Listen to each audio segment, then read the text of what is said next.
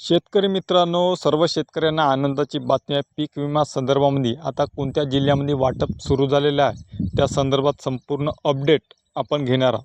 महाराष्ट्रातील सर्व जिल्ह्यातील शेतकऱ्यांना आनंदाची बातमी म्हणजेच पीक विम्याची मोठी अपडेट वाटप संदर्भामध्ये हे आलेली आहे.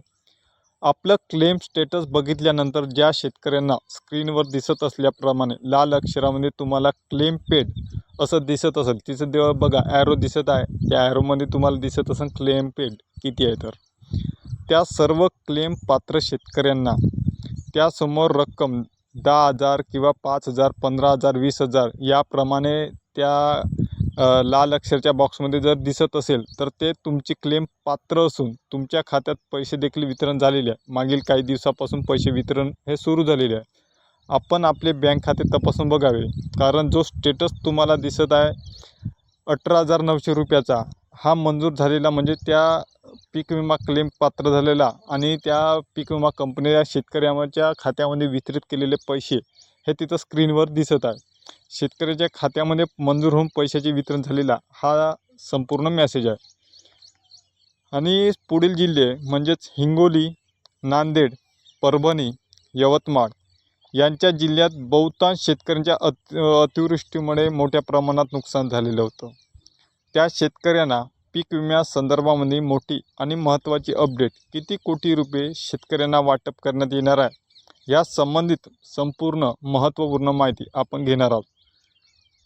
नांदेड जिल्ह्यातील संपूर्ण महसूल मंडळामध्ये शेतकऱ्यांना पात्र असलेले शेतकरी, ज्या शेतकऱ्यांना म्हणजे क्लेम केला होता त्या सर्व शेतकऱ्यांचा पीक विमा हा पीक विमा कंपनीमार्फत मंजूर झालेला असं सांगण्यात आलेलं आहे. यवतमाळ जिल्ह्यातील पात्र शेतकऱ्यांना 100% पीक विमा वितरण होणार असल्यासंबंधित संपूर्ण माहिती कृषी विभागातील संबंधित अधिकारी त्यासोबतच पीक विमा कंपनीकडून हा देण्यात आलेली विश्वसनीय माहिती. नाशिक जिल्ह्यामधील ज्या शेतकऱ्यांचे क्लेम हे पात्र झालेले आहे ते पंचनामे केल्यानंतर शेतकऱ्यांचा पात्र क्लेम पीक विमा कंपनीकडून प्रत्येक शेतकऱ्यांना पीक विम्याचे वितरण हा सुरू झालेला आहे. सर्व शेतकऱ्यांना मागे पुढे पैसे हे होणार आहे. काही शेतकऱ्यांना आज, काही दिवसांना 8 दिवसांना या संदर्भामध्ये संपूर्ण जिल्ह्यात म्हणजे नाशिकमधील शेतकऱ्यांना होणार आहे.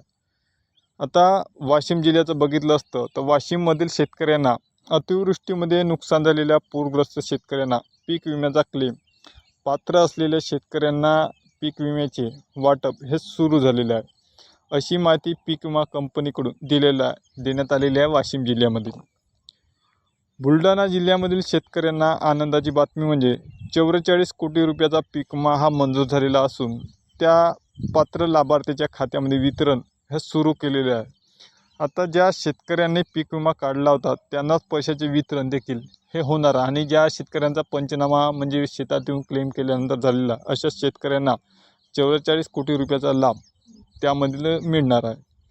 जळगावमध्ये केळी बागायतदार शेतकऱ्यांना, ज्या शेतकऱ्यांना पीक विमा काढलेला आहे लाभार्थी असेल त्या शेतकऱ्यांच्या बागा उद्ध्वस्त झाल्या. या शेतकऱ्यांचे पीक विमा वितरण हा होण्यास सुरुवात झालेली आहे, फक्त बागायतदार शेतकऱ्यांचे.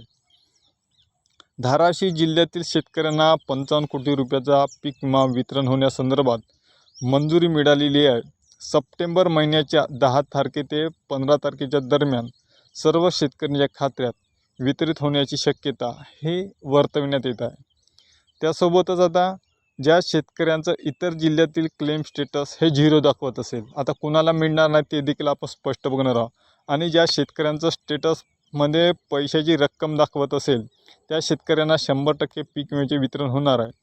आपला जर क्लेम पात्र असेल तर उशिरा करून आपला पीक विम्याचे पैसे हे 100% खात्यामध्ये हे तुमच्या येणार. पण क्लेम स्टेटस आणि स्क्रीनवर जर तुमच्या क्लेम पेड म्हणून जर मेसेज आला असेल तर तुम्हाला खात्यामध्ये पैसे वितरण झाले असं समजा, आणि क्लेम स्टेटस जर 0 दाखवत असेल तर तुम्हाला म्हणजे तुमचा पीक विमा अपात्र केला किंवा काही तांत्रिक बाबी त्यांनी केल्या असेल या म्हणून तुमचा पीक विमा हा येऊ शकत नाही.